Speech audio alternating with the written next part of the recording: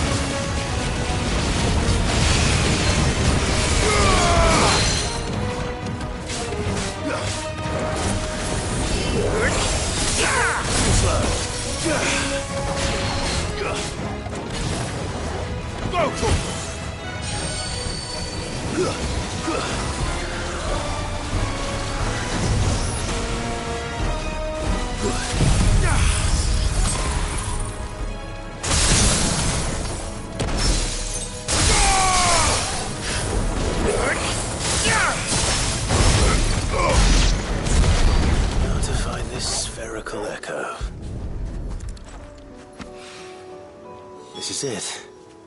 Right then. Just two more to find.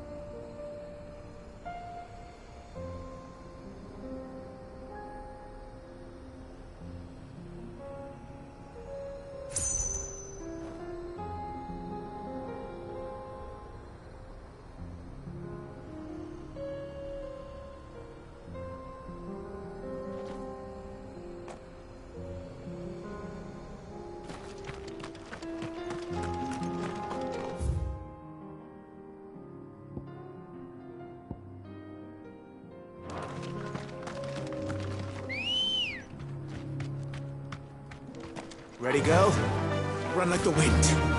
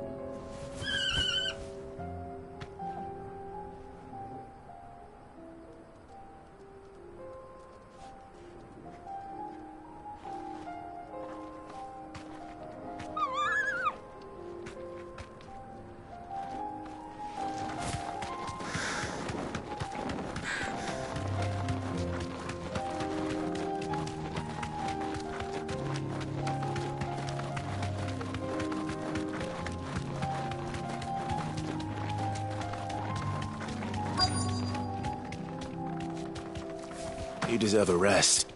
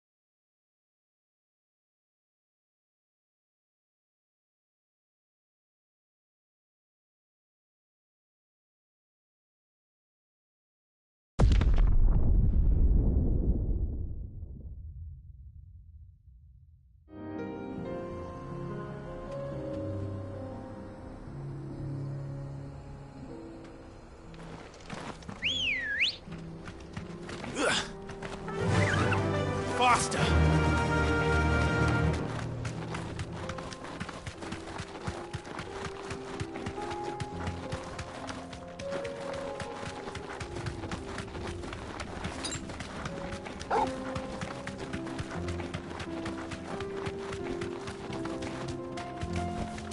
Straight home now.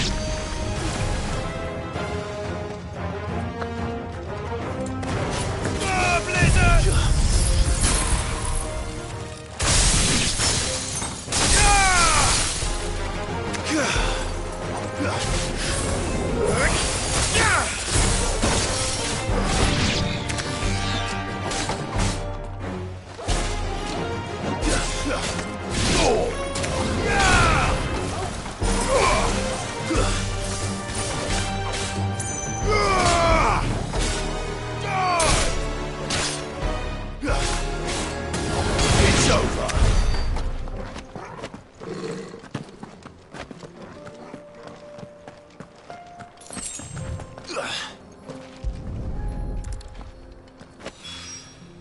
2 down, 1 to go.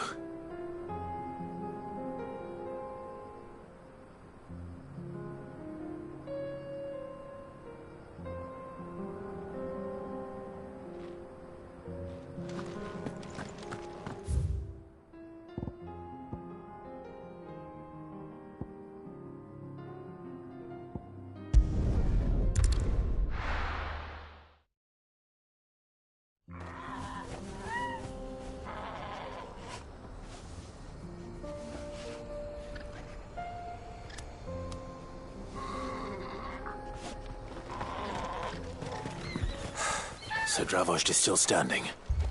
For now, at least. If you can swing a hammer, use.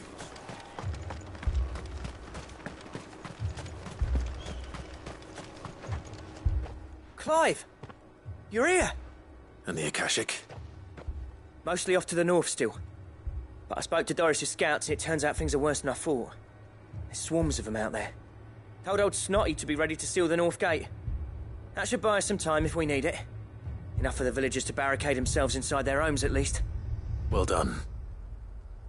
Welcome back, Sid. I'd never have guessed, you know. Not if August hadn't let slip.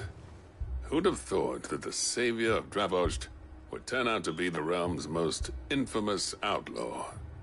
Keen to help us out again? I am. Thought you could sneak off without me, did you? Blackthorn. Oh, what are you doing here? One of the scouts couldn't keep his voice down. Unlike my best mate who didn't think I deserved to know. Zoltan, how long's it been? Long enough for us two to turn into a pair of old codgers, I see. That your idea of an apology? Prick. Don't listen to him. You only did what you thought was best. For the village and that. I did, yeah. But that ain't the whole of it. Vulcan, our master, didn't leave the chiefdom to the two of us. He left it to me. The best blacksmith in Dravost, barring himself, of course. Bloody stupid tradition, in my opinion. If someone's got talent, you should let them practice their craft, not ask them to settle petty feuds and barter for grain. Our master wasted half his life that way. I wasn't about to let that happen to me. So you wasted half of mine instead. You're what Dravost needed. Under me and my precious ideals, this place wouldn't have lasted a year. So I left to devote myself to the work and spare you lot the consequences. I may be a selfish prick, but I only did what I felt I had to. What you had to do was your duty! Even if it meant we all starved? Enough. This is no time for bickering. You can finish beating each other up once Dravost is safe. Fine. I've said my piece anyway. Yeah, so have I. Sorry, Clive. I shouldn't have stuck my nose in. We're short enough on time as it is. Still, give us a mo, would you? I need to get my head straight before any of them Akashic try to bite it off.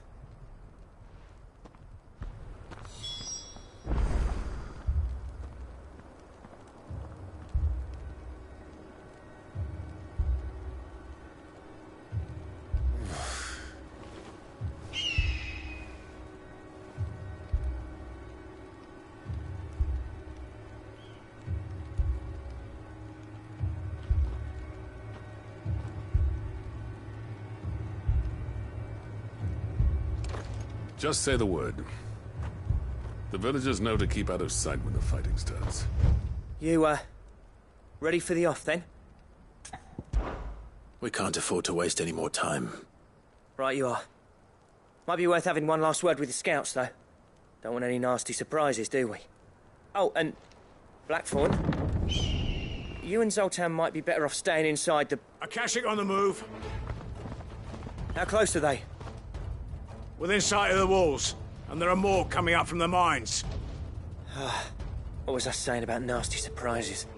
They'll wash right over us if we stay out in the open. We're pulling back behind the gates. Good idea. Get yourselves inside, but keep your weapons handy. Understood.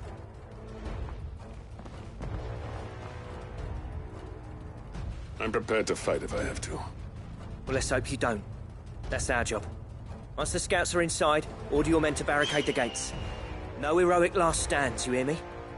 No fighting at all if you can help it. August's right. I've seen what Akashic beasts can do to armor. The people here are tough and willing, but they ain't equipped to face what's coming. I'm going out there. Start work on the gate as soon as I've left. I'll give you as much time as I can. And if they kill you? You evacuate. But it won't come to that. I promise. You'd better be right. Take good care of Dravoj till I get back. Leave it to me. And give those things what for, yeah?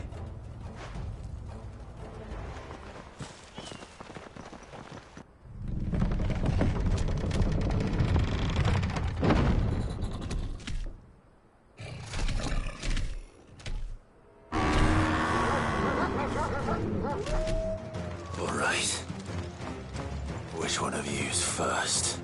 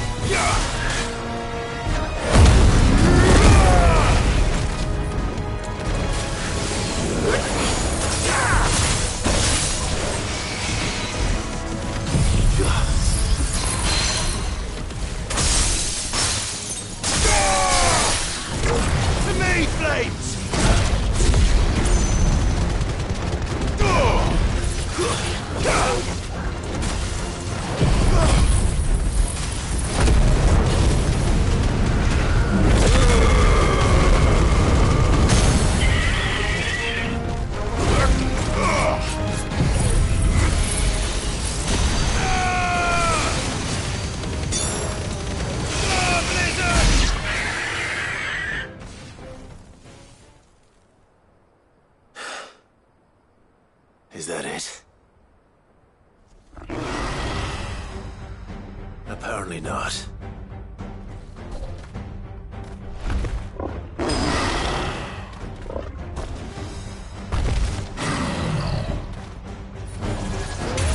not getting past me.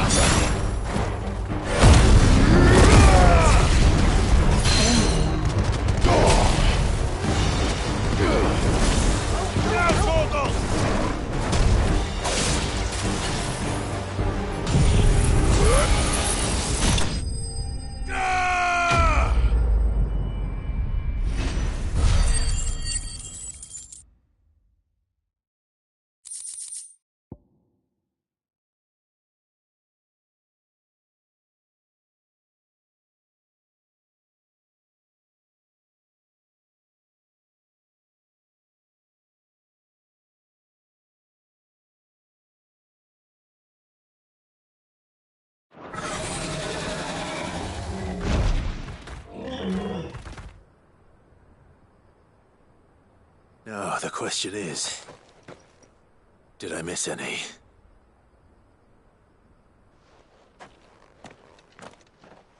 Man alive! You're still in one piece! I slew as many as I could. As many as I could, he says. The old bleeding lot, more like it. Well, almost. Only almost. Yeah, one or two did try to sneak over the wall. But we got the bastards, don't you worry. Good. Though you do know, more will come in time. In time, yeah. But we can think about them later. Let's get you back inside.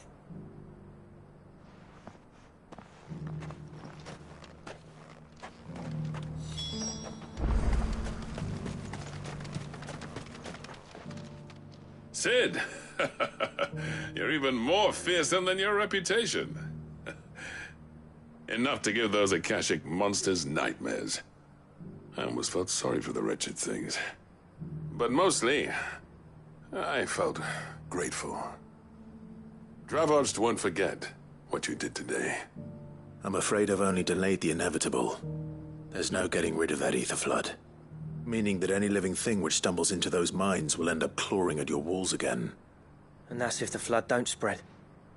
If it does, well, I hate to say it, but the village's days are numbered. That may be, but we're staying just the same. With ether floods springing up all over, it's no less safe than anywhere, and more importantly, it's our home. We'll fortify the gates to the north, and I'll see that they're guarded day and night. All right. Then we'll give you a hand shoring up those defenses. As for you, Blackthorn, that's twice you've turned up when Dravos needed you. So, thanks. I shouldn't have stayed away so long. And I shouldn't have left without talking it over with you first. Too bloody right you shouldn't. Though I doubt I'd have listened. I always envied you. How you made everything look so easy when, for me, it was anything but. You leaving gave me the perfect excuse to hate you. And from that day on, I never once stopped to wonder what it would have been like if you'd stayed.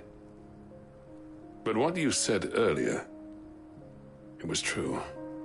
You'd have been the death of this place. Finally, something we can agree on. I hope you see the sense of it eventually. You kept this place alive.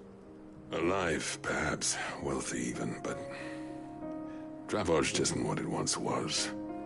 Our work used to be the pride of Dalmekia. Now, we churn out the same rubbish day after day because it's easy and turns a profit. It's not about the craft anymore. I wouldn't send my sons to war wearing the shit most of our smiths are making. I've kept working, honing my skills, trying to lead by example, but no one sees the point. The average castle apprentice has as much passion for the craft as our current lot. Come back to us, Blackthorn. Remind Dravoged what a true master blacksmith looks like. I'll even man those bellows of yours if it means we can work at the same forge again.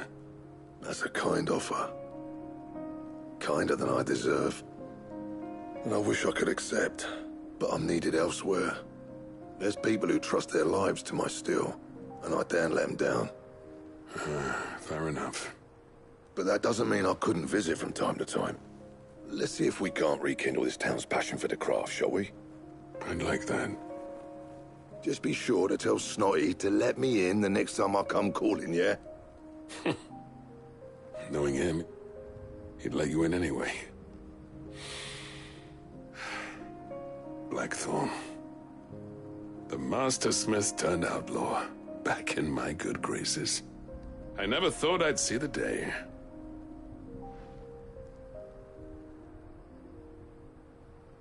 I'd say that went pretty well, wouldn't you? Even better than I'd hoped.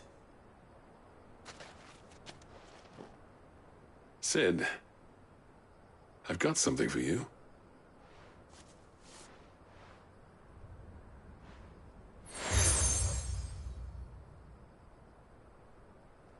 And this is? A token of our lasting gratitude. But I'm of a mind to make you a far grander gift. Designs for a certain sword have been passed down from chief to chief for generations. Now hold on, Zoltan. There's a reason no one's made that blade in centuries. There's not been a craftsman equal to the task. I'll admit your cinders make impressive steel, and I've learned to own an edge Odin will be proud of. But the engravings on that thing are enough to make a jeweler cry. And they're not just for show, either. Have you forgotten what brought you back to Dravozd in the first place? A certain ring? I knew I'd never surpass you with the hammer and tongs. So I turned my hand to a different kind of metalwork. Between the two of us, I'd say we're the equal of any master craftsman ever to have graced a forge.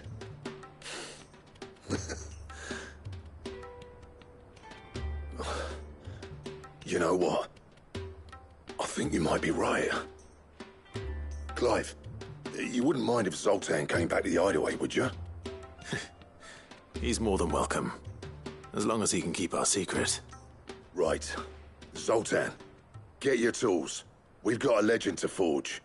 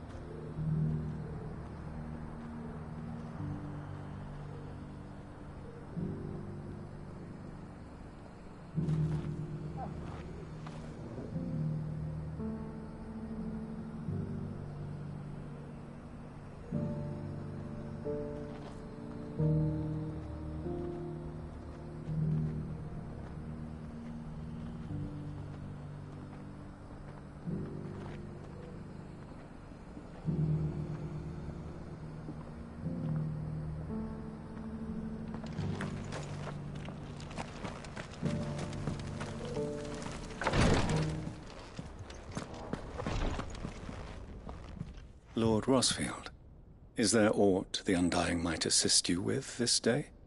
Perhaps. My brother said that your order was helping him with his quest to uncover Ultima's origins. Have you learned anything of note since last we spoke? Little and less, I regret to report. I see. Be assured, however, that we will not rest until the truth is known. Even now, our archaeologians scour ruins in every corner of the realm for traces of Ultima's touch. Fallen ruins, I take it. Dating back as far as Phoenix Gate. Indeed.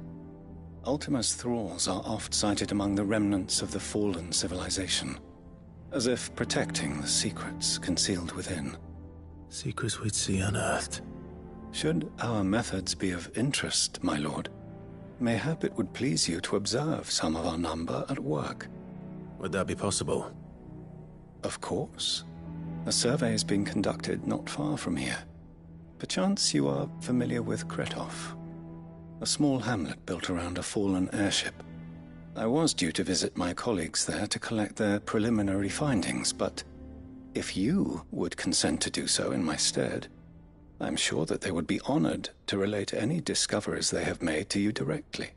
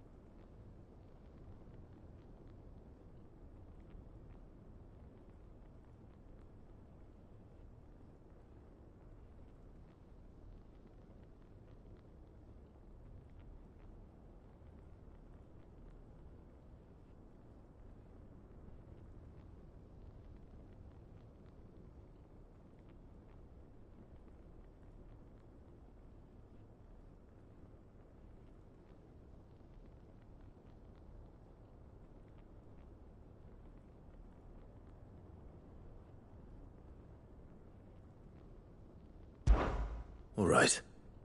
I'll go and meet with them. They will be most gratified, I am sure. Might I suggest you take the road through Titan's Wake?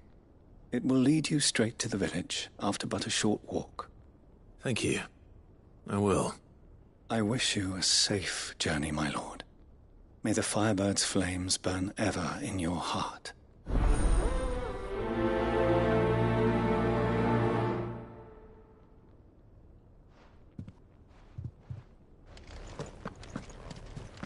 A village built around an airship. Sounds like another Lost Wing. I hope the inhabitants are just as friendly.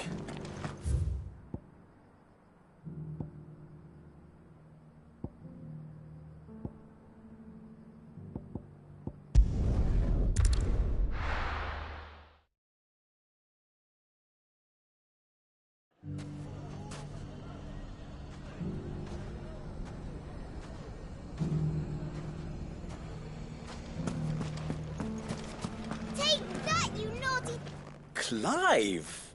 To what do I owe the pleasure? I just wanted to see how the town's been faring since you brought everyone together. Since we brought everyone together, all is absolutely wonderful. Conrad and Natalie's hands remain safely away from each other's throats, and firmly at the helm. Our stores are full, and the bandits still too disorganized to raid them.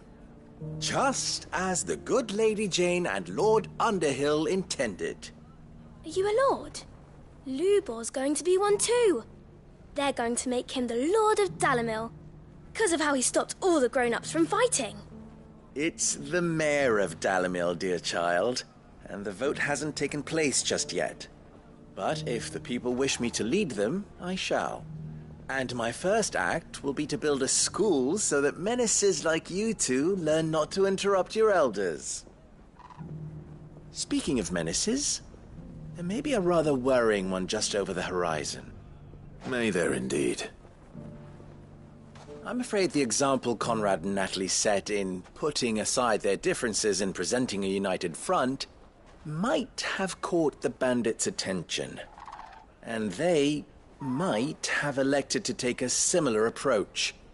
They have formed what one could call a League of Outlaws, and they grow more organized by the day. But we'll fight them all off just like last time, no matter how many of them there are. Won't we, Lubor? Of course we will. If we continue to work together, we can overcome any challenge we choose to face. The longer we avoid facing this one, the more difficult it will be, until the only way to overcome it might be to run for the hills. Our best hope is to nip these efforts at organization in the bud, by finding those ne'er-do-wells who have yet to join the cause, and ensuring that they never do. Perhaps a certain Lord Underhill might be willing to lend us his aid once more? How could I refuse? Thank you, my lord. Victor will fill you in on the particulars. I have him stationed by the desert gate, receiving and collating reports from my scouts. Such an amenable soul. He reminds me of you. I'll go and speak with him.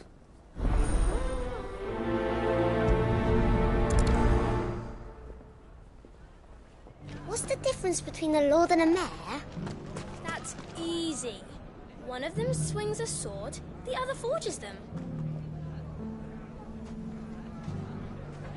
A League of Outlaws. Sounds like we have some competition.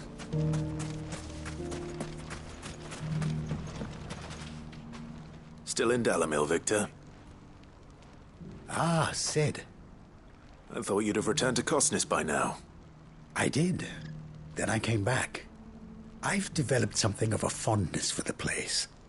And having worked so hard to see it saved from one fate, it would seem remiss to abandon it to another. A sentiment Master Lubor certainly isn't shy about exploiting. Hence my doing his bidding yet again. You're not the only one. What does he want you to do? He asked for my aid in putting down the bandits. And he said that you might be able to help me find them. Then you've come at just the right time. I was on my way to speak with Conrad about how to organize our forces. There are more camps in the vicinity than we can safely strike at once. But we must strike together, and we must strike soon, at as many camps as we can. We can't give this league of theirs time to rally its forces. All right. Which camp shall I take? There's one upriver. Just out there, across the dunes. Leave it with me.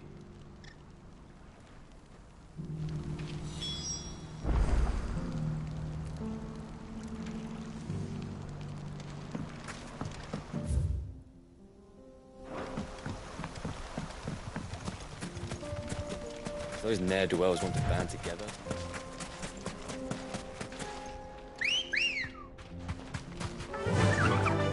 Fly, Ambrosia.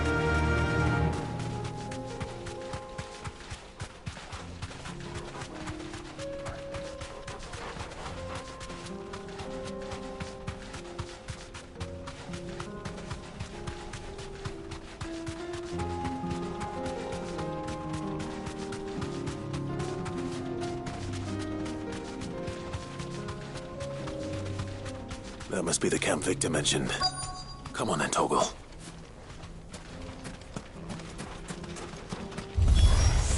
That's him! The one who killed Locke and Finger! Take his head off!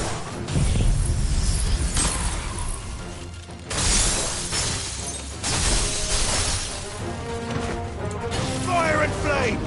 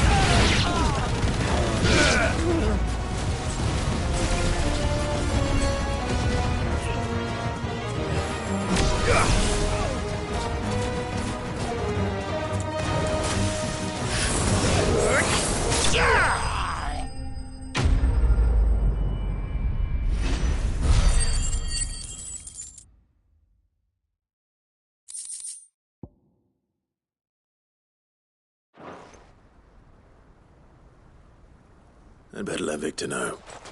Sid, where are you? Ah, I see the bandits didn't pose you any trouble. No, but... that's not why you're here, is it? No. Something's happened. We need you back in Dalimil. What is it? The whole town's in uproar. They're saying that Lubor is a bearer. What? Seems that one of our parties wasn't as thorough as they should have been. They let one of the bandits escape, and his escape route took him right through Dalimil. Some of the children spotted him, and he was about to silence them. And when Lubor felled him with a bolt of magic, and without a crystal. But that's not possible. It is, if he's a bearer and has been hiding it all these years, which is what people are saying. If he has, well, I wouldn't blame him. No man is branded by choice. Still, all those people see is a man who's lied to them all his life. One who has made a leader of himself when the world believed he should have been a slave. Fuck. I don't know where we go from here, but I know one thing. Lubor needs all the friends he can get right now. You're right.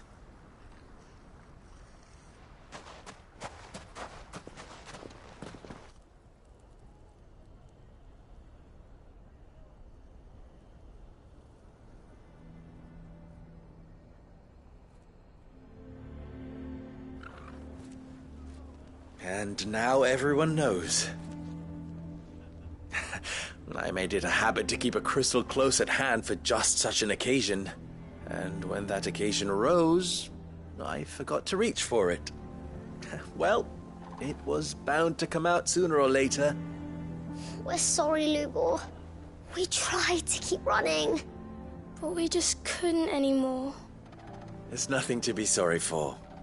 I rather enjoyed playing the hero for once. All that matters to me is that you two are safe. Look at him talking to his betters like it's nothing.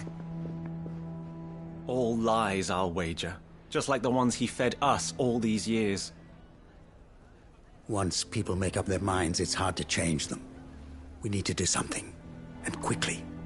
Convince the people not to let their prejudices blind them. Convince them that nothing has changed. That their enemy lies outside these walls, not within them. You're right. We should speak to everyone. I'm glad you agree. I'll handle the townsfolk. I'm a Dalmec born and bred. They'll listen to me. You head to the tavern. Make Conrad and Natalie remember who Lubor really is.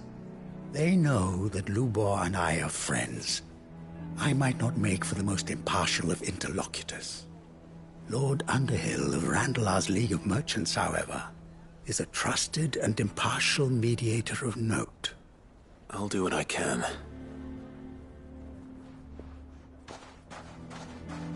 Lubor, stay here with the children. I can't promise anything, but we'll try. And that is all I can ask of you.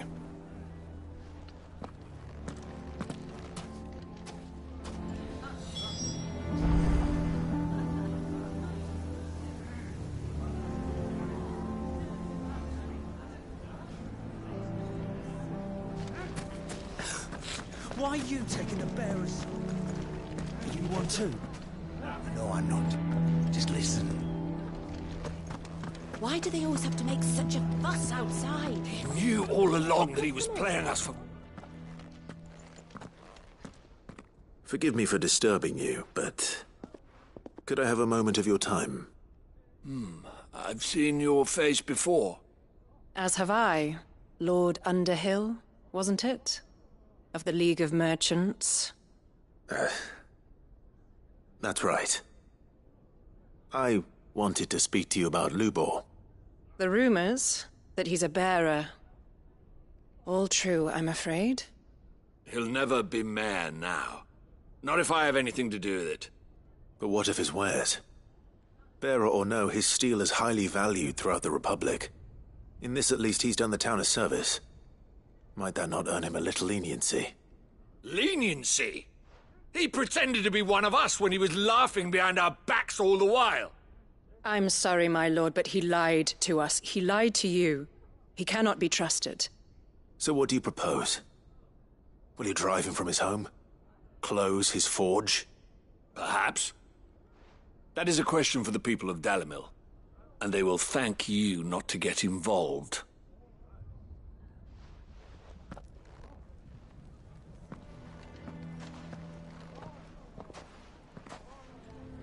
The townsfolk have made their minds up. There was nothing I could do. Nor I. Conrad and Natalie refused to consider anything but their own wounded pride. You never know. Once their anger is cooled, they might see things differently. For now, we should report back to Lubor. All right.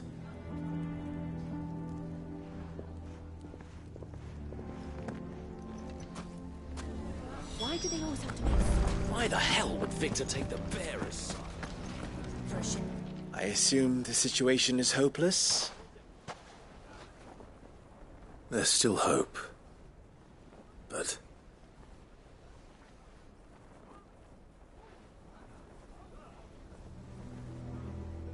But perhaps not in this lifetime, I think it's fair to say. You mustn't think like that, Lubor. Give them time. They'll come around. We'll talk some sense into them in the end, you'll see. No, you won't.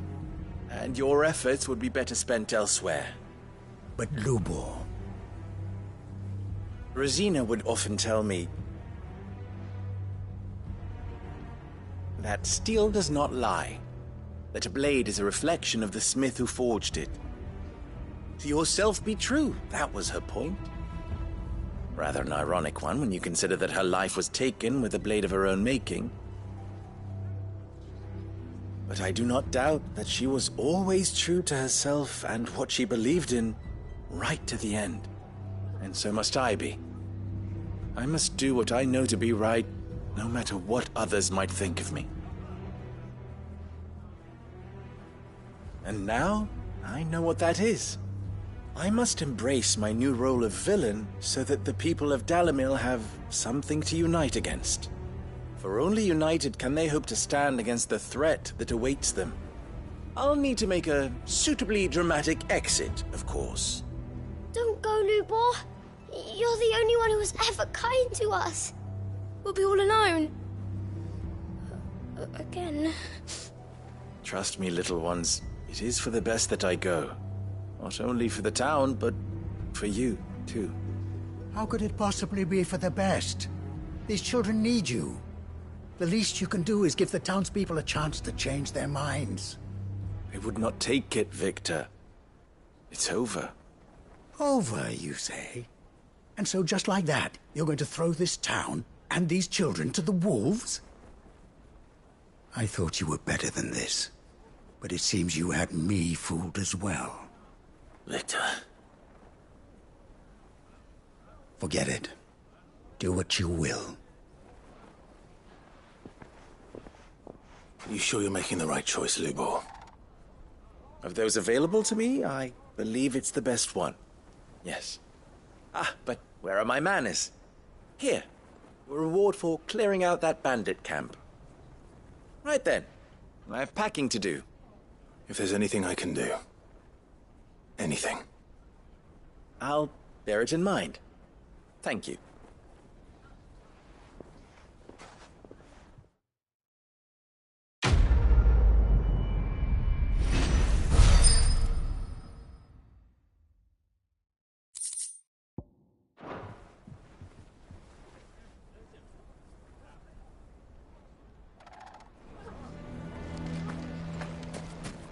Why the hell?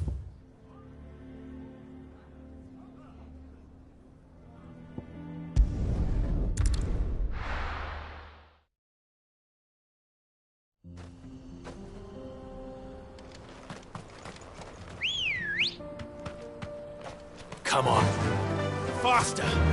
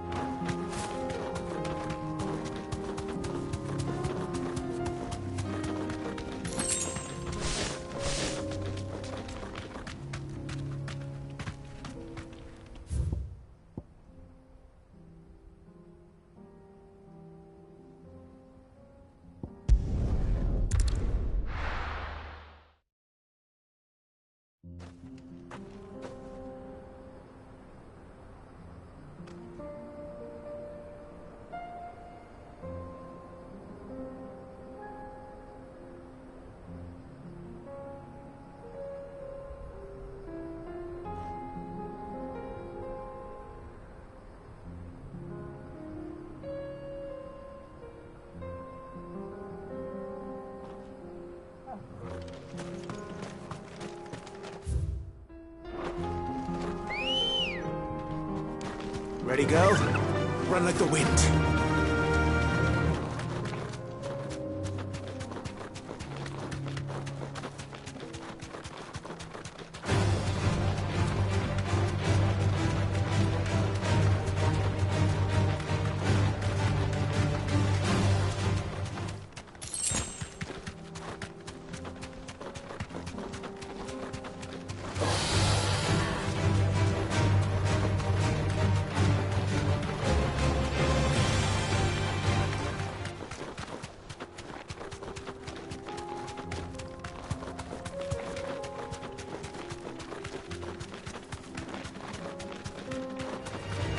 enough of you, are there?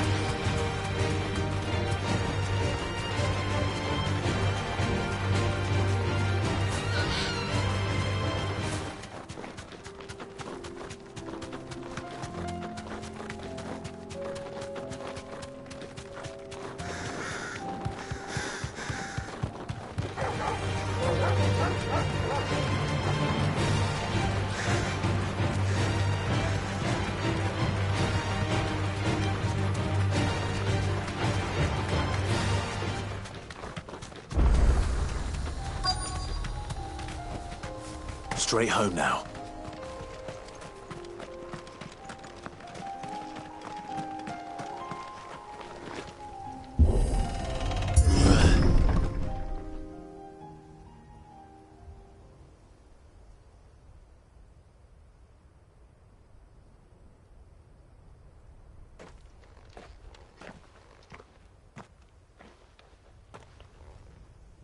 Oh no.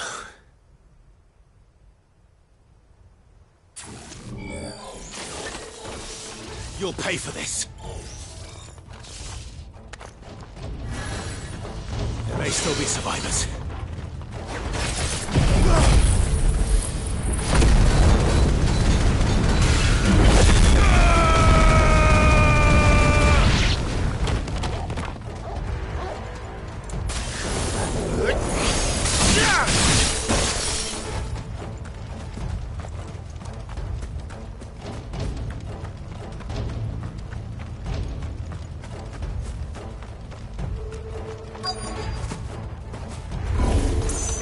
Whatever that thing is, I'd say it's their leader.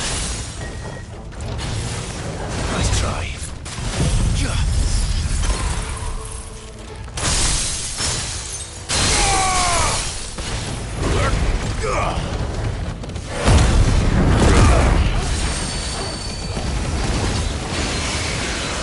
Nice try.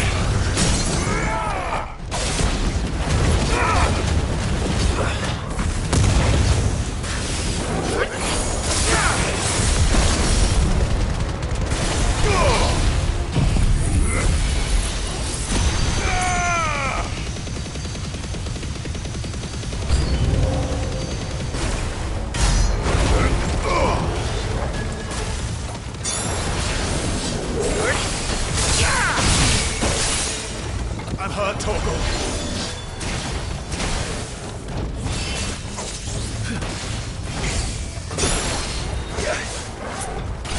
I needed that. Farewell.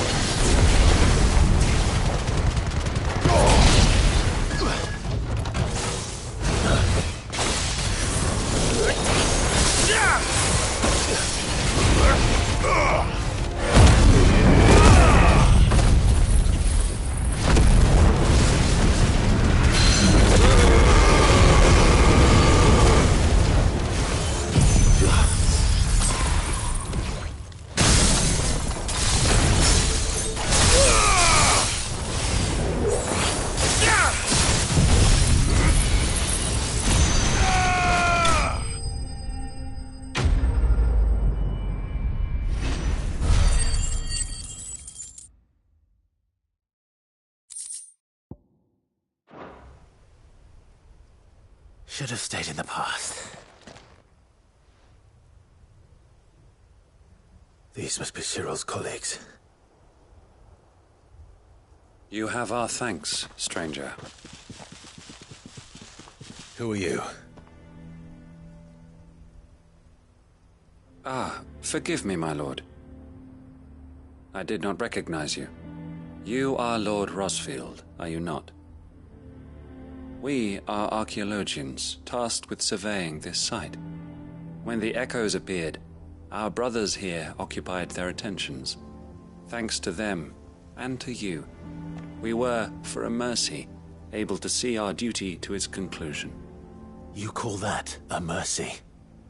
Your brothers might still be alive if you put their safety before your duty. Surely this survey wasn't worth dying for. We are charged with uncovering Ultima's origins. A duty of the highest import, as I'm sure you will agree. And you think your dead brothers would agree with you too? I know they would. They gave their lives for the cause, an honor to which all Undying aspire. Now, to what do we owe the honor of your presence, Lord Marquis? Cyril told me of your work here, and I agreed to collect your findings in his stead. I see. That is most kind. Pray, take them then, with our humble thanks.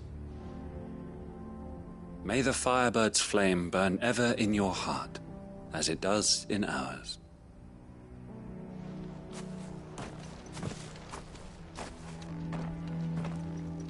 It's one thing to lay down your life for another, but for a survey... I suppose I'd better get this back to Cyril.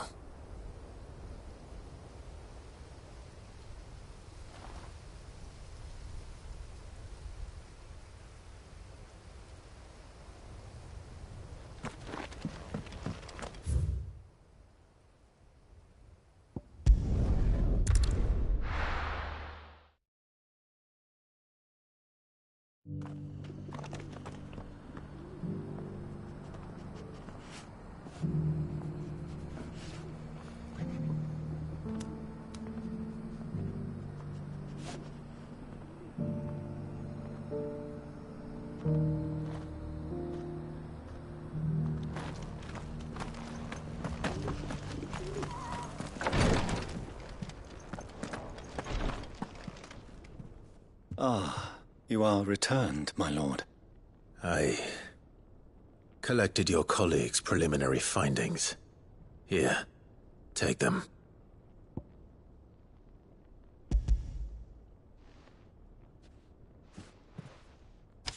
My thanks. I shall study them, and inform you forthwith if I discover aught that might aid you in your fight against Ultima. Cyril, your survey party suffered several losses in Kretov.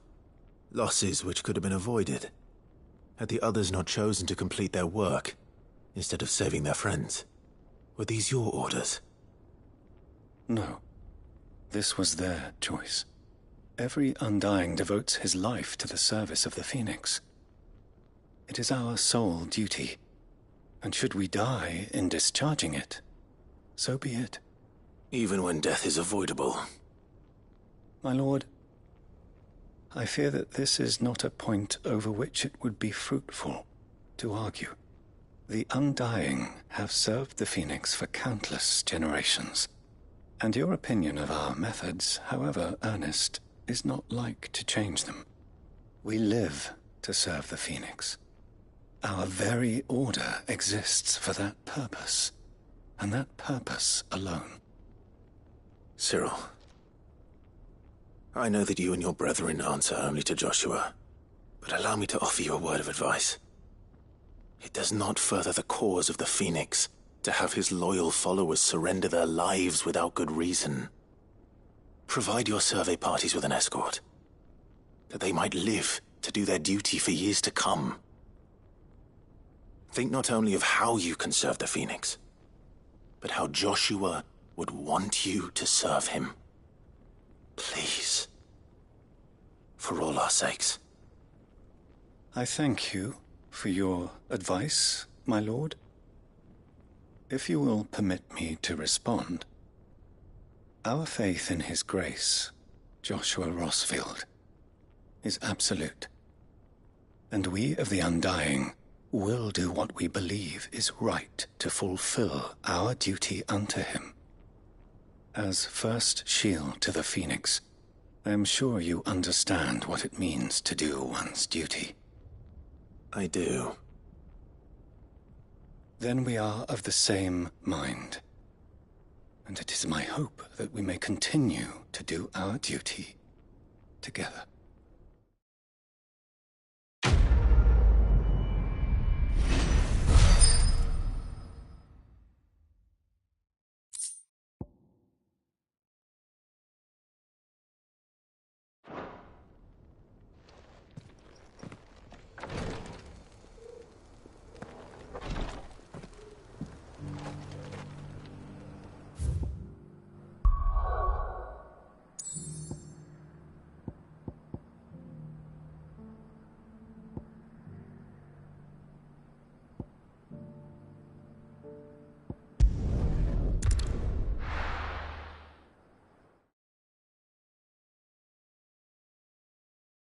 I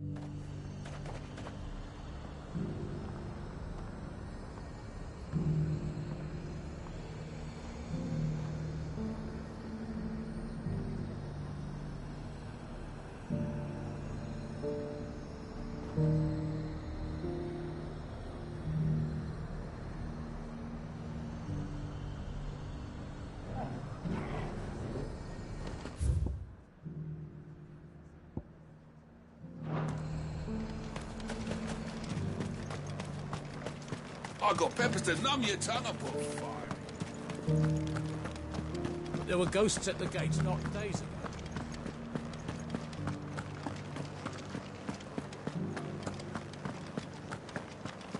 Those things I said before about not being able to fight.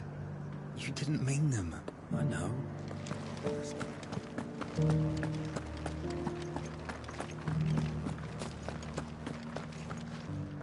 Oh, Clive. What am I to do? My wards and I may soon be without a home. What's happened?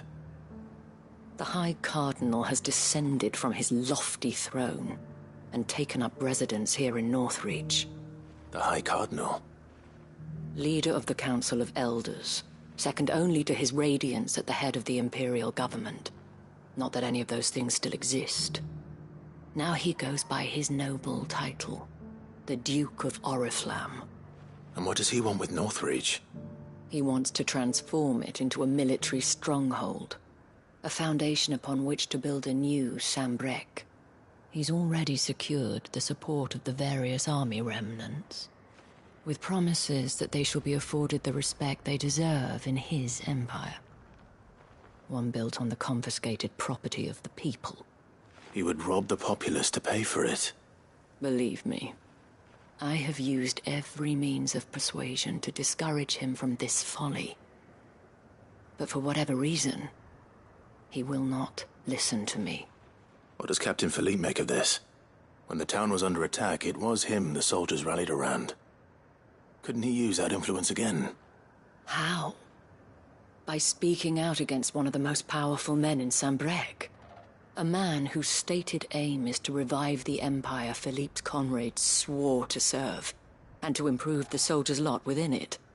The captain can offer them a regular supply of gruel, and an occasional trip to the Vale to help them forget the terrors they face each day. The Duke offers them a vision of strength and safety. No.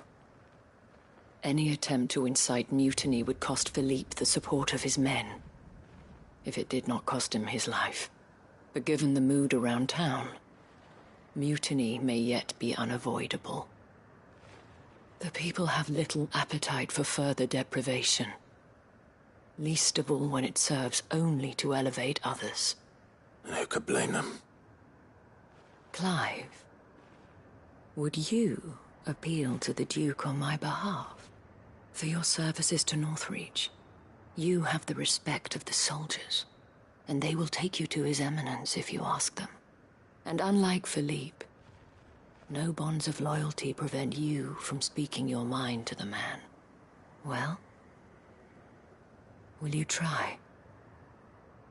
You could hardly fare any worse than I did.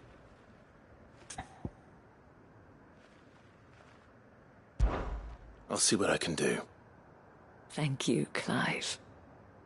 Tell me then, where will I find this Duke of Oriflamme? In the garrison? Overseeing the troops, yes. All right.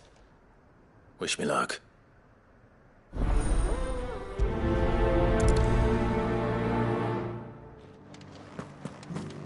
I may have met this Duke before, at the Remembrance Ceremony. Let's hope I didn't make a strong impression.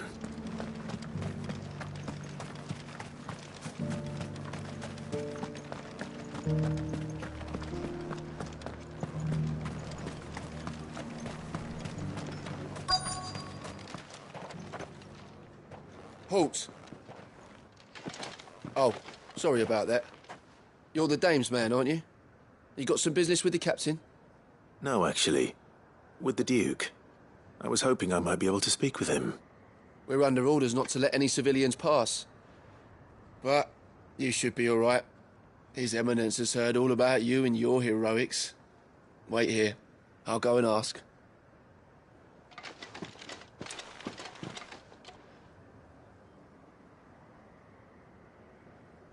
So, you are the sellsword who lent his aid to the garrison. The Empire owes you a debt, and I shall see it repaid. But tell me, is it wealth that you seek, or favor? Neither, Your Eminence. I thought only to inquire about your plan to turn Northreach into a stronghold. Ah, I see. You are worried the expanded garrison will render your services redundant. Yet you needn't be. A proud fighting man like yourself shall always have a place here. Pride of place, in fact. For too long has the contribution of the noble soldier been under-reckoned. But no more. For it is they who shall see the Holy Empire rebuilt, beginning right here in Northreach. Why here, Your Eminence? The town has been fortunate enough to escape largely unscathed from the recent troubles.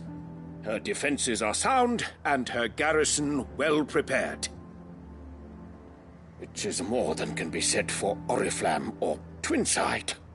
The Empire wants for a capital, and I believe Northreach to be the perfect place. With Caer Norvent as her citadel. Once we have seen to the refortification of both the town and the castle, we need only build a wall around both to create a city that would be the envy of the twins. Plans are already underway for the construction. Soon enough, these thralls shall learn that they are no match for the might of Sanbreque. I fear you underestimate how dangerous these creatures are, Your Eminence. Should they return in force, you will need all the people of Northreach to come together in defense of the town. Something they may be loath to do if they've been deprived of their worldly goods. The people will do as their leaders command. If Sanbreque is to be rebuilt, she will require a functioning government. One whose authority is beyond question. That is why this levy is necessary. So that any man who wishes to join the army might do so and be fed, outfitted, and paid as befits a defender of the Empire. And yet there are those who persist in peddling the treasonous lie that I seek to steal from the people and drive them from their homes. I suspect they're afraid of losing what little they have left. Precisely. The common folk have little and less, and you mean to deprive them of even that. You would sow the seeds of your new empire in your own salted earth. Sabine, we have discussed this. Yes, and I told you then how putting the empire before her citizens would lead only to revolt. Without an empire, there are no citizens. And in yours, there will be only beggars. Is that what Griga wills for her people? Do not take her name in vain, Sabine. I'll come back later. The citizens revolt. I wonder what the people really think of the Duke's plan. It wouldn't hurt to ask them, I suppose. Let's begin with those on the other side of the wall. Sabine, you are embarrassing me. You're embarrassing yourself.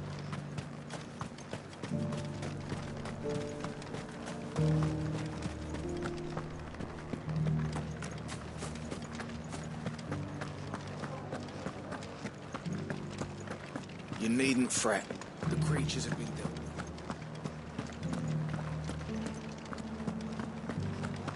There were ghosts at the gates not days ago.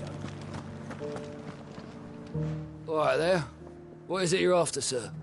Just your opinion, actually. I wondered what you thought of the Duke of Oriflamme. Oh, him. Not much. None of us traders do. It's thanks to nobles like him that we had to set up shop this side of the wall in the first place. Couldn't have the rabble getting any closer to the holy capital, could they? And now he's trying to drive us out completely. threatening to take everything we got from us if we don't clear off. If the dame said she wanted him run out of town, I'd be straight through that checkpoint, tar bucket in hand.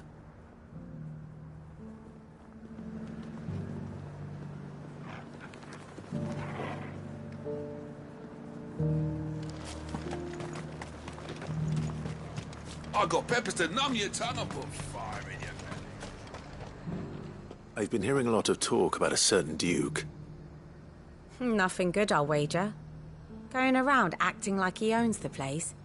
And with hardly a word to the dame. This is her town, not his. I take it you'd rather she was in charge. As far as I'm concerned, she still is. Just need his eminence to sod off back to Oriflamme.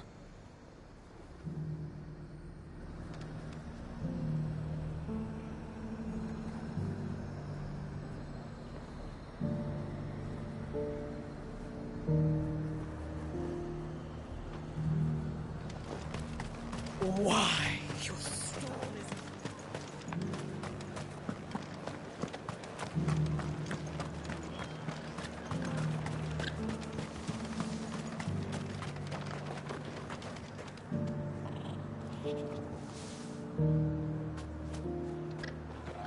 A question, if you don't mind.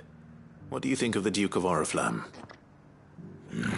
Don't get me started. You build a life for yourself somewhere, only for some noble to turn up and tell you you've got to hand it all over to him.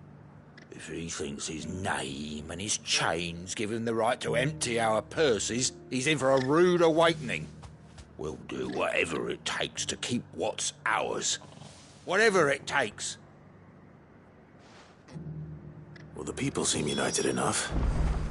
What about the soldiers?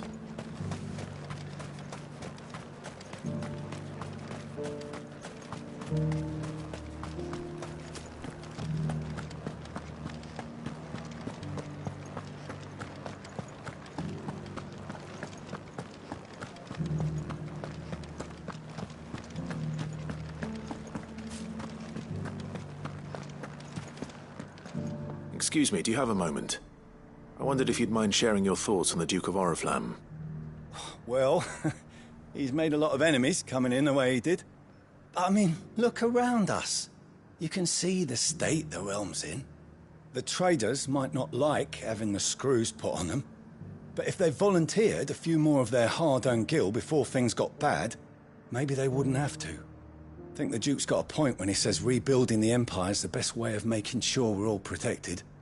And if that means people who don't know one end of a sword from another have to make way for those who do, well, that's just how it goes.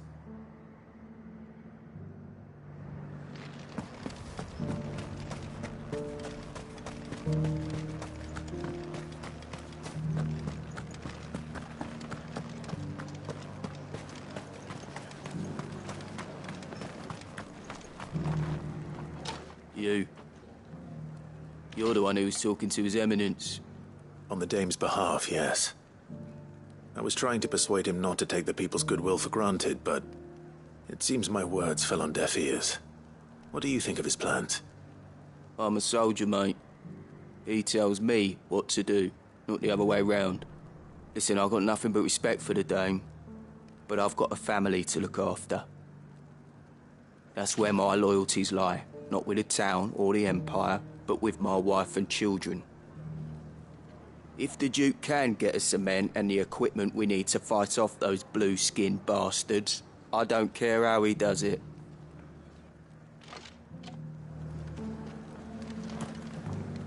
I left everything. As long as you remain, the veil will see. Sabine, you are embarrassing me. You're embarrassed. I hear the Duke of Oriflamme plans to turn this town into some sort of fortress. Do you think that's a good idea? It's not for me to say.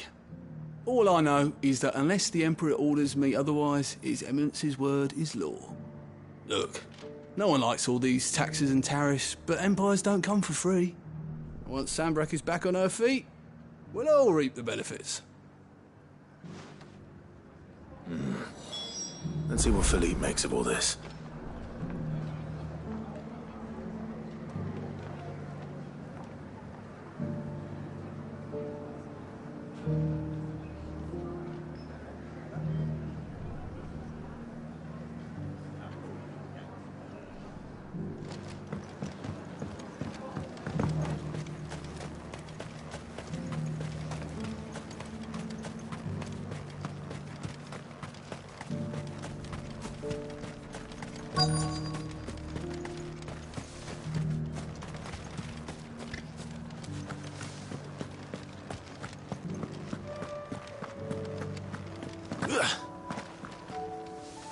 Captain, do you have a moment?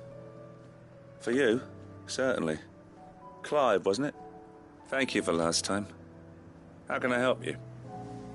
I wanted to ask you about the Duke of Oriflamme. Do you intend to go along with his plan? But to tell you the truth, I'm in two minds. It's my sworn duty as a captain of the Imperial Army to obey his orders. But I can't say I agree with him. Philippe, I remember you saying that you became a soldier to protect the people you loved. The Dame included. That's right, I did. Well, she doesn't agree with the Duke's orders either. She thinks they could tear Northreach apart.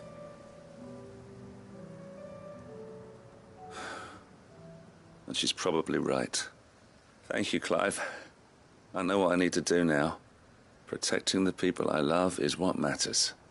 Doesn't matter how. Well, duty calls, so I better go. Thanks again.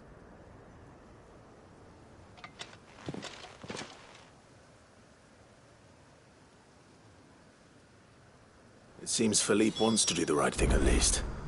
I expect Isabel will be pleased to hear that, if nothing else.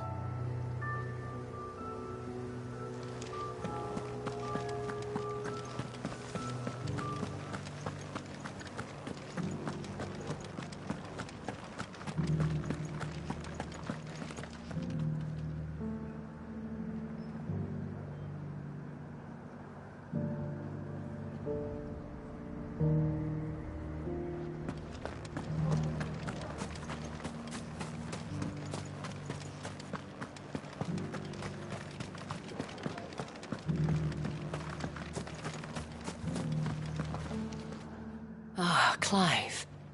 How did you fare? Were you able to speak with the Duke? I was, but...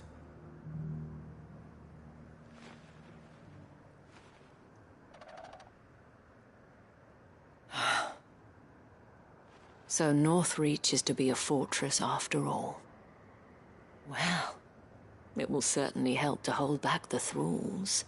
There's no denying that. Though I doubt it will come as much consolation to the townspeople whose worldly goods are confiscated to pay for it. They deserve to be heard, Clive. To have a say in this new empire the Duke means to build. Sadly, His Eminence values their obedience more than their opinions, and hopes to reassert the authority of the state. I fear he sees the people as mere pawns on his chessboard to be sacrificed for the greater good.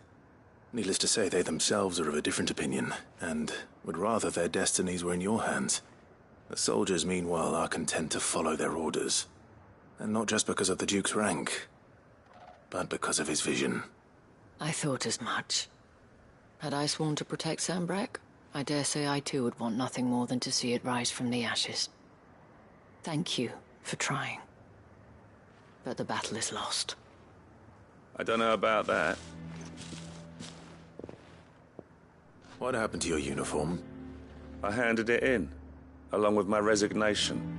Told the lads I wished them well, but that I owe it to those I love to call it a day. But why? Because I realized what really matters to me. Not following some nobleman's orders for the sake of it, but protecting what I care about. Protecting Northreach. I honestly don't know when those monsters will return, but I'm certain they're not finished with us yet. And when they do come back, we need to be ready for them. We need to stand together, all of us. And with you to lead us, milady, I reckon we can do it. It was you who finally convinced me, Clive. There's no point following orders if they go against everything you believe. Indeed. All of us, standing together. That has always been Northreach's best hope, and one which still lies within our grasp.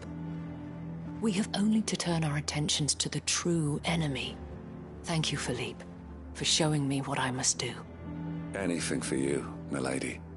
Speaking of standing together, would you mind if I borrowed a few of the lads from the Vale to help keep watch around the town?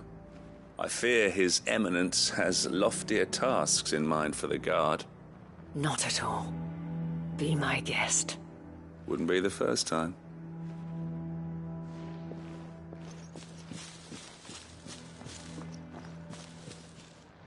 There may be hope for Northreach yet. Especially with men like you and Philippe to champion our cause. I, for my part, shall continue to work upon the Duke, in the stubborn belief that I might still tempt him into joining hands. But I suspect I shall have to call upon your aid again. Until then, Clive. Until then...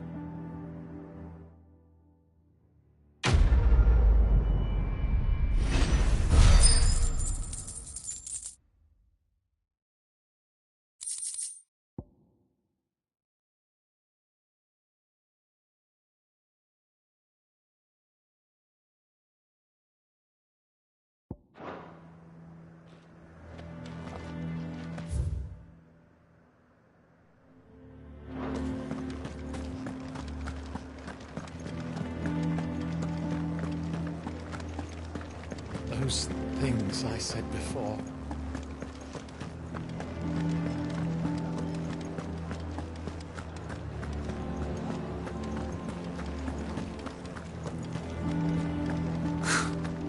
Let of us believe.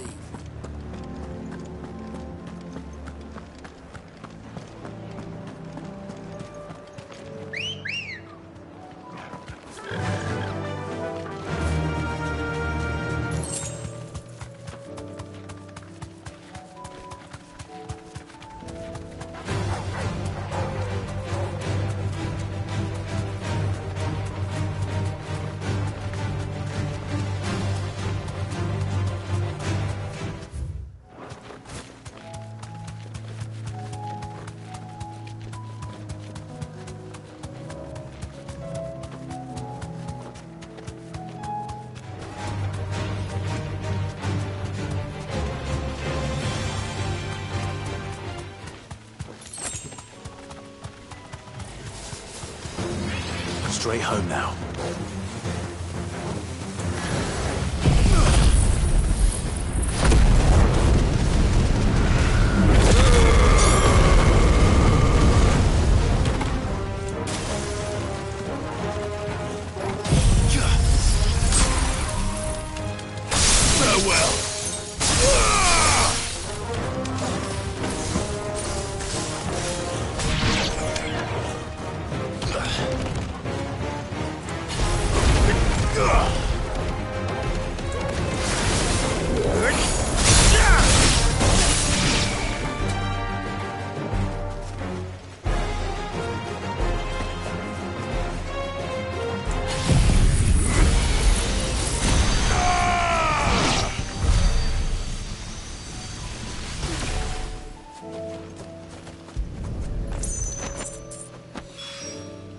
That's all of them. Owain can uncross his toes now.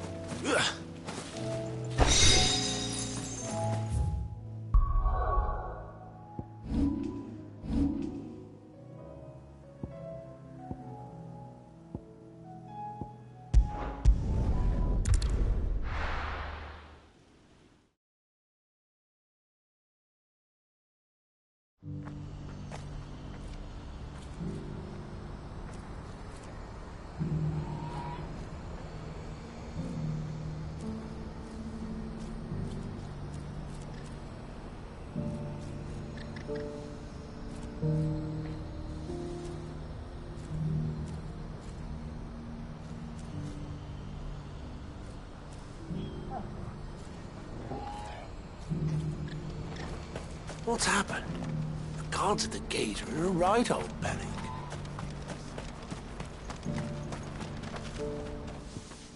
Clive.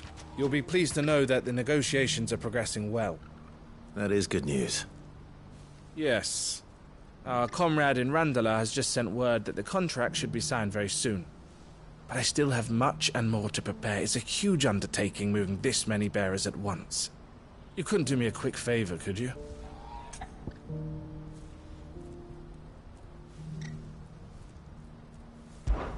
What is it this time?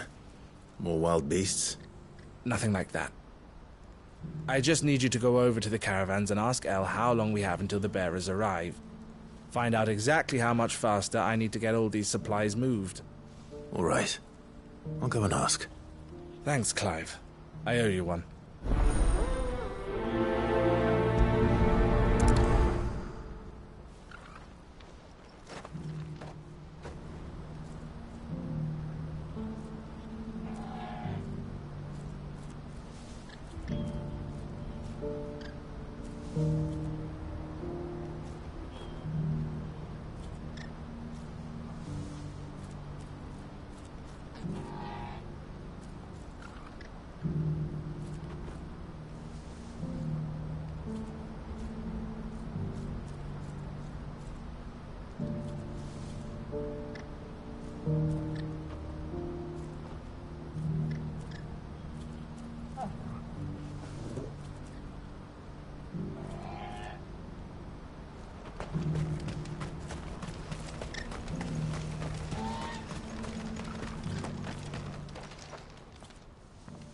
Don't blame yourself, El.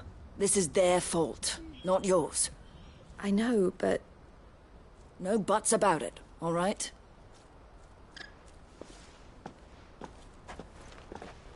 Is something wrong? Vonnie came to give me a message from our intermediary. The talks with the Republican army have fallen through. They've reached an agreement with the Silver Peak Consortium instead. Though prices have fallen of late, we deliberately offered above the going rate to try and deter other bidders. But the Consortium offered double what we did, and the army jumped at the chance. And you had no opportunity to make a counteroffer? None at all. And we were so close. El? What's happened? I saw Vonnie leaving. She didn't look happy. And with good reason.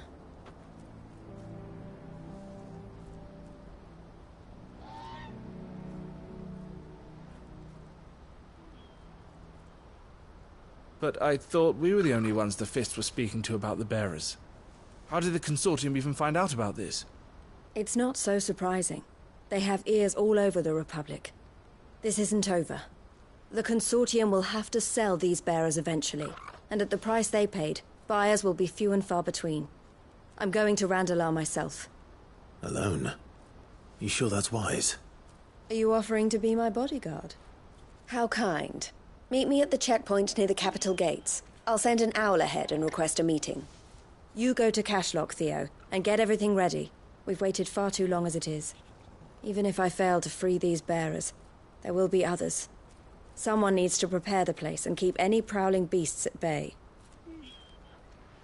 Oh, and that's me, is it?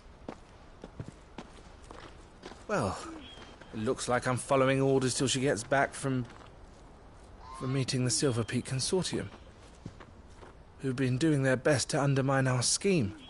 She'll never join them after this, surely.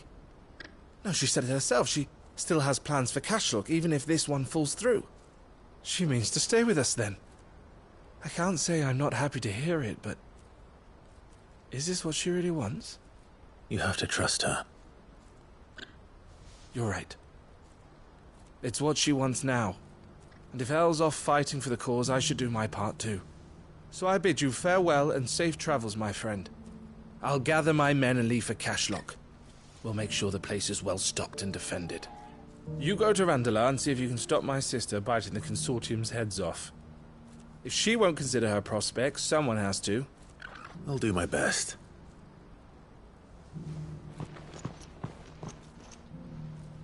All right. To Randalar, then. And better not keep Eloise waiting.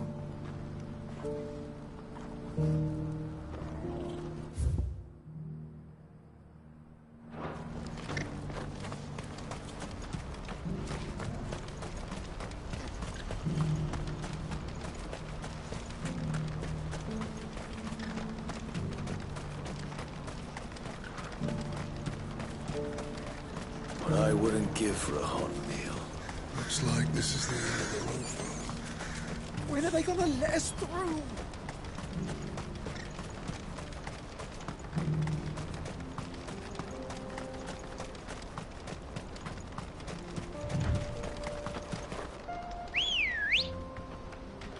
Let's go.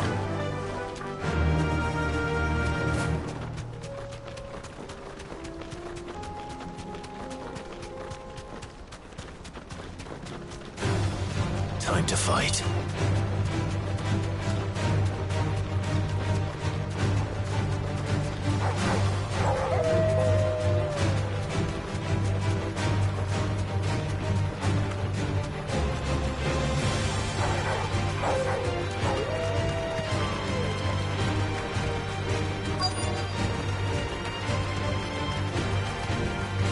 You deserve a rest.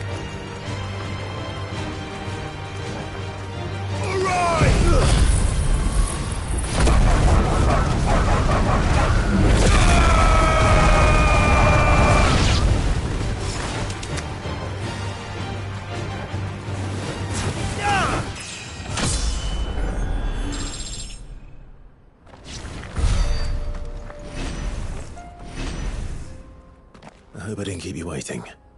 Did you arrange to speak with the Consortium? Here they are now. You wish to consult with me?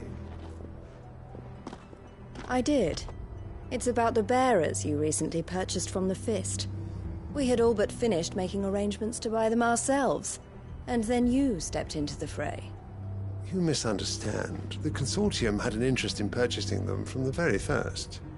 It was only our regard for you that kept us from bidding.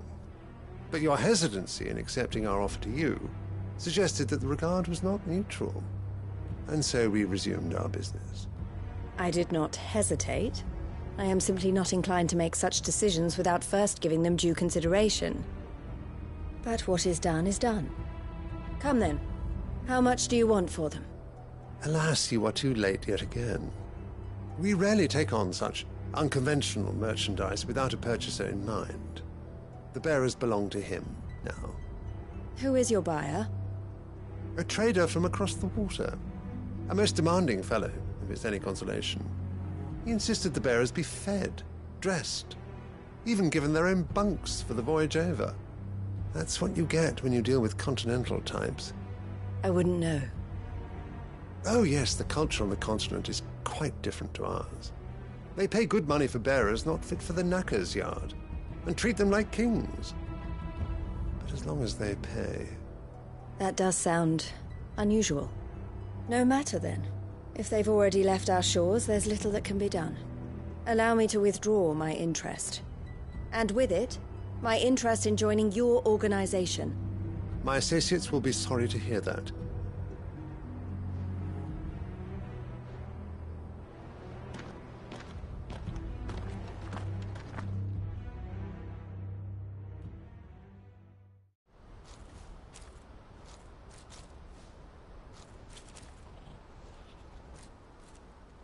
I'm sorry you weren't able to save them. As am I. But I only have myself to blame. He was right, you see. The Silver Peak Consortium did intend to buy those bearers before I did. Their representative hinted at a possible purchase when he came to recruit me. I feigned interest in joining them in the hope he might be encouraged to tell me more. And he did just that. As soon as he left, I sent my own offer to Randalar. So you never... No. I entertained the Consortium's proposal solely so I could learn more about those bearers. But I was a fool to think they wouldn't find out. I knew exactly who I was dealing with. You tried. I did. And if what he said was true, the bearers are to be well treated. Which is something, at least. But they deserved more. I wanted so badly to see them freed. Eloise! Eloise! Word from Cashlock. The village is under attack. A pack of beasts have come down from the mountains, and there's a dragon at its head. Theo and the others are trying to hold them off as best they can, but the odds are against them. They need help, and fast. Theo! I'll go on ahead. Thank you, Clive. I'll gather some men and join you there. Just... make sure he's safe.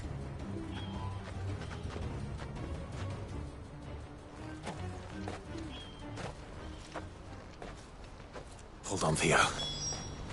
I'm coming.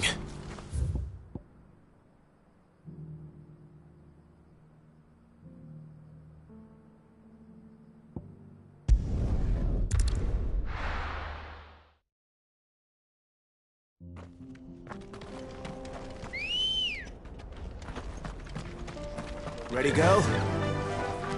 Fly, Ambrosia.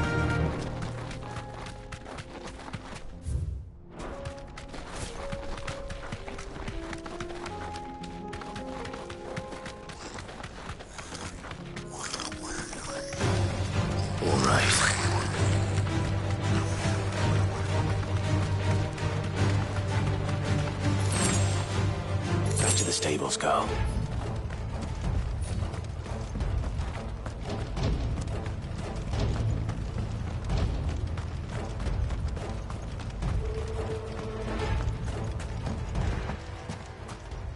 Where's Theodore? Upriver! He led the dragon that way to keep it from the village, but the whole area's flooded with ether. We just have to pray he makes it out in one piece. I can do better than that.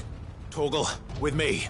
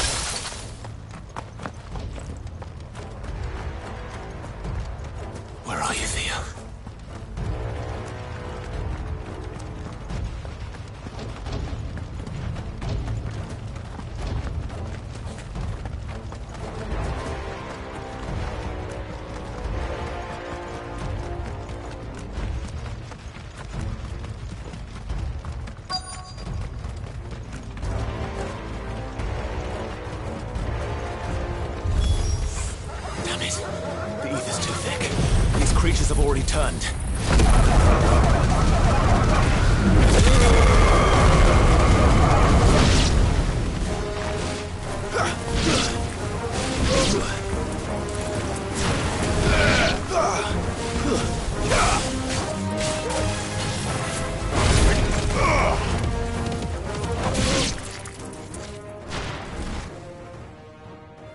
I can't waste any more time. I need to find Theodore before that dragon does.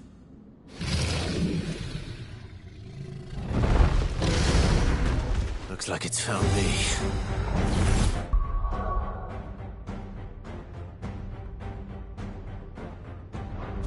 This thing's turned as well.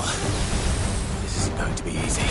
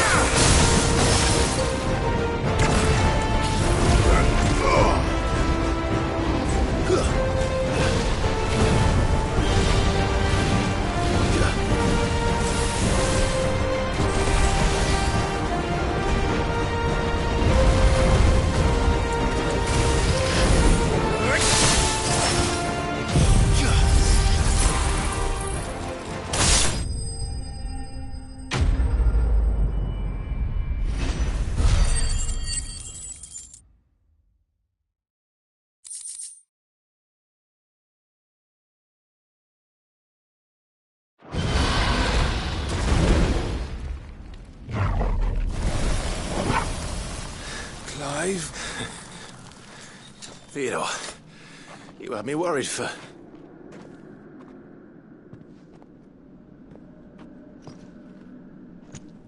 We have to get you out of here.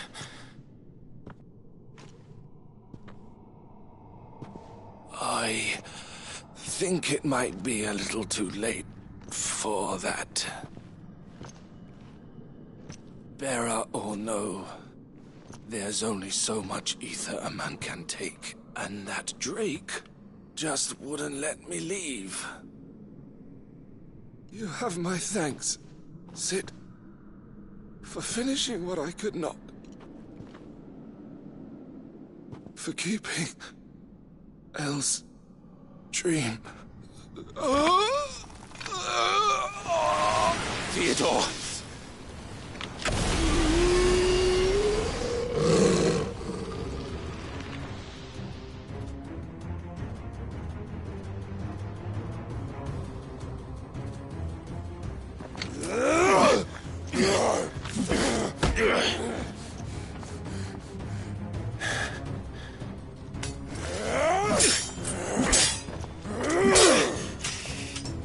Don't make me do this. Stop it, Theo! Stop! Stay back, Eloise! He's turned. And so will you!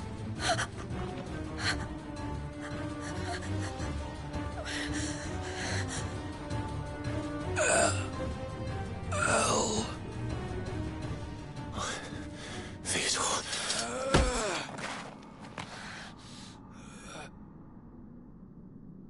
Take care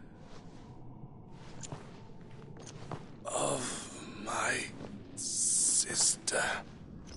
Theodore. Wait. Goodbye, Elle.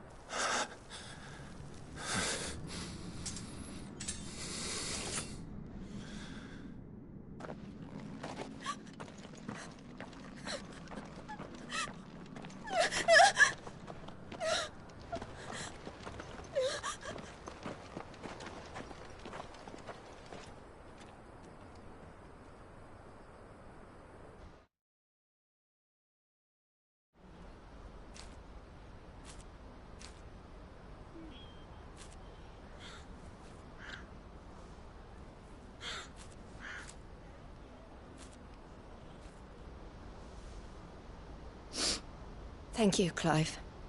I think I'll be all right now. That was true bravery he showed. Leading the dragon away from the village like that. His first instinct was always to protect people. To put others' well-being before his own. And now he's gone. Because I sent him to that place, against his will. It wasn't against his will. He was ready to do whatever it took to show you he could stand on his own. So that you would finally be free to live your own life. To live my own life? He never could come to terms with the choice I made. What exactly happened? You once told me Theo was the first bearer you ever helped.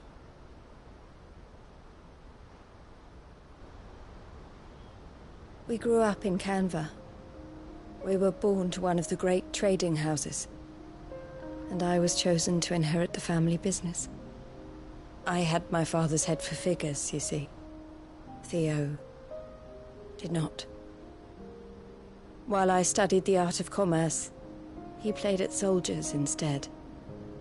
A late bloomer. In more ways than one. For unlike most bearers, it wasn't until his 15th summer that his powers awakened. My parents tried to drive him out of the house and into the care of the constables. But before they could, I took him into mine. Theo told me something else. He clearly admired your devotion to the cause of freeing others like him from slavery. But he said you deserved a better life than this. He wanted to free you from what he called your bonds, just as you freed him from his. I would be lying if I said I had not wondered from time to time How much easier my life might have been if I had allowed Theo to be taken, and devoted myself to the family business instead.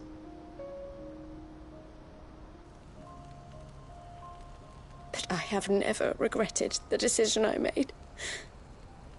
Being with my brother meant more to me than tradition or reputation. I only had to look at him to remind myself of that night, and the choice I made, and the fact that I would make the same choice again in a heartbeat.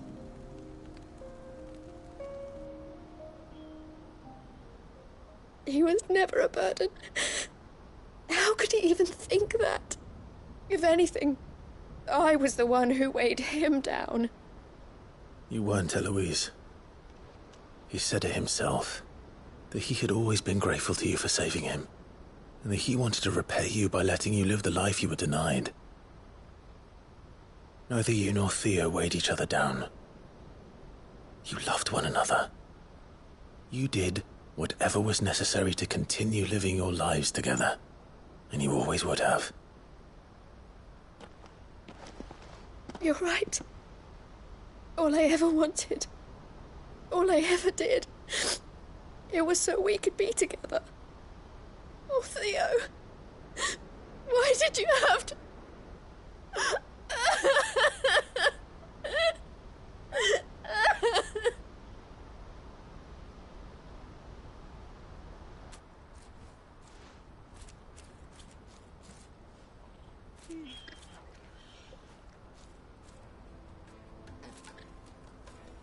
I know Theo wanted me to move on, but I'm staying here at the Crimson Caravans to continue our work.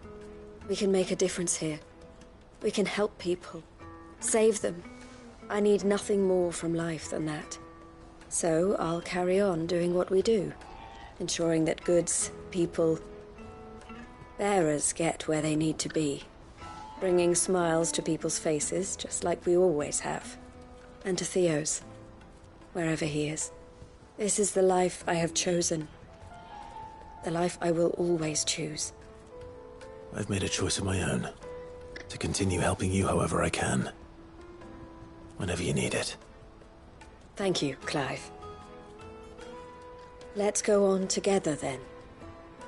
For Theodore.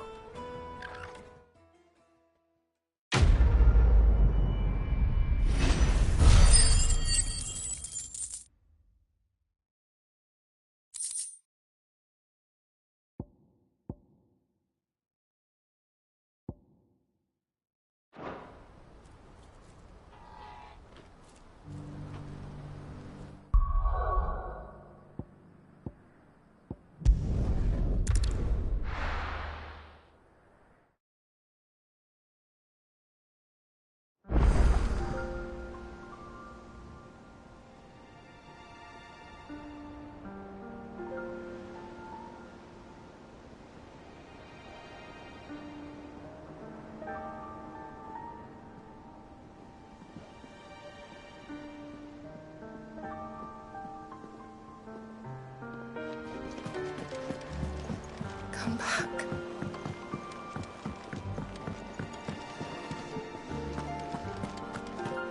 Oh, don't tell me we've run out of papio nuts and all. Ah, the man himself. We were just about to make a start on that sword I promised you. It's funny, but none of this would have been possible without your help. You remember Camille? We'll be using his leather work for the grip. The steel, meanwhile, will be tempered in a fire, burning the cinders you charmed out of old Zoltan here. And that whetstone from the Outer Isles? That'll be what gives the blade its edge. And the final flourish will be my talented colleagues' engraving. A team effort led by the greatest blacksmith alive. Now, save that talk till the thing's finished, yeah? Right. I'm ready if you are. To the bellows it is, then.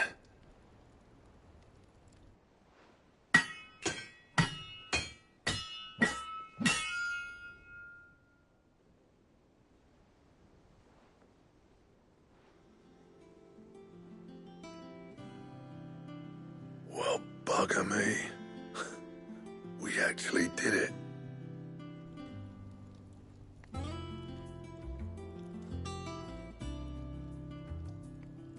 The sword to end all swords. Ragnarok. It's quite something. I trust you'll take good care of it. Thank you. Both of you. So, does this make you pair the greatest craftsman alive, then? This? Nah. This was just following the footsteps of the greats of old. It'll take more than that to earn us our place in history. But we're up for the challenge. Here. A list of materials. Zoltan and I got talking on the long road back from Dravozd.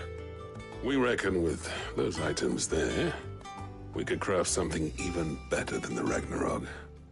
Something worthy of a legendary outlaw like yourself. That's a weapon I'd like to see. You leave this list with me. I was hoping you'd say that. One legend at a time, eh, lads? Before you start on the next, who fancies raising a cup to friendship reforged? Good idea. No more drinking to forget my past. It's about time I had something to celebrate. Then tap the kegs! Vulcan's boys are on their way!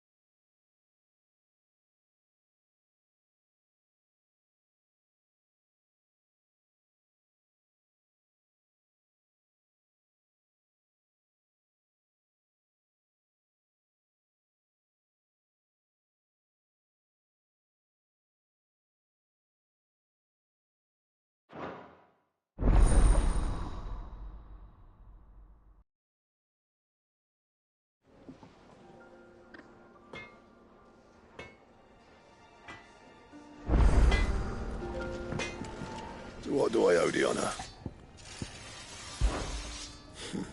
I never thought, and if it hadn't been for you, we wouldn't. You've been a good friend to me, Clive. The best. I'm saying Fordian, dear.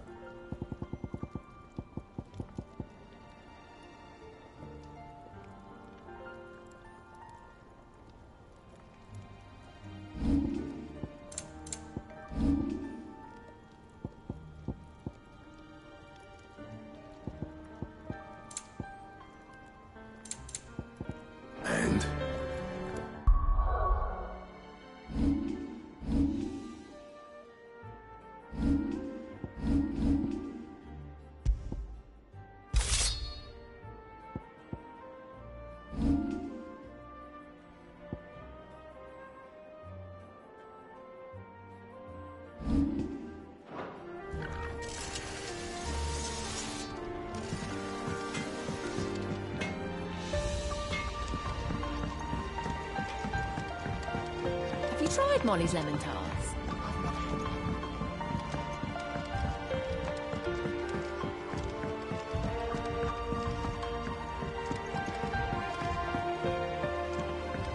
Canva lost. It can't be true. Miss, can we read Miss Editor's story for our lessons?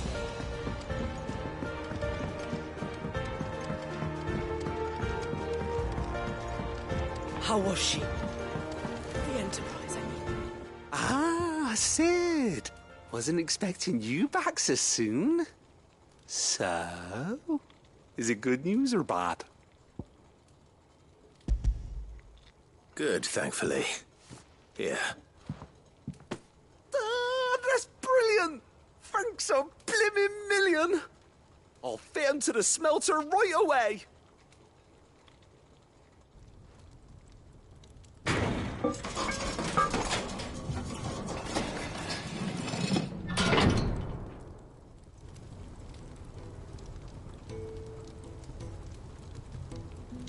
May I present to you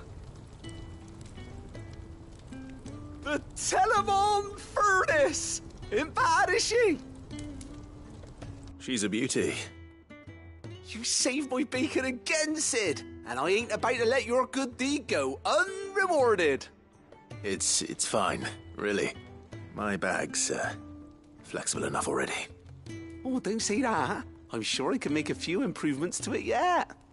You could just buy me a bigger... How about that clasp? Looks a bit stiff. Reckon you could loosen it up and make some more room? And I reckon I know how. With a new alloy we've been working on. The Telemon Furnace was just what we needed to perfect it. It's a metal, see? So it's lovely and strong, but it's also, well, stretchy, if you can believe it. Stretchy metal. Well, if you insist. That is the spirit.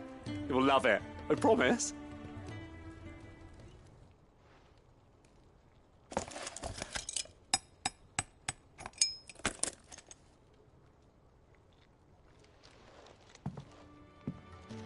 So, what do you reckon? It's actually quite ingenious. Thank you, Owain. Shh, don't mention it. You earned it. And I wanted to get some practice in using that metal anyway. Reckon we'll have all kinds of uses for it around the hideaway. Can't think of any right now, but that's our job, innit? Dreaming up new ways to make life easier around here. Maybe even out there, too. One day, the whole world's gonna know about the inventions you've helped us put together. That bag of yours will be the first of many. You mark my words. They'll hardly believe their eyes, I'm sure.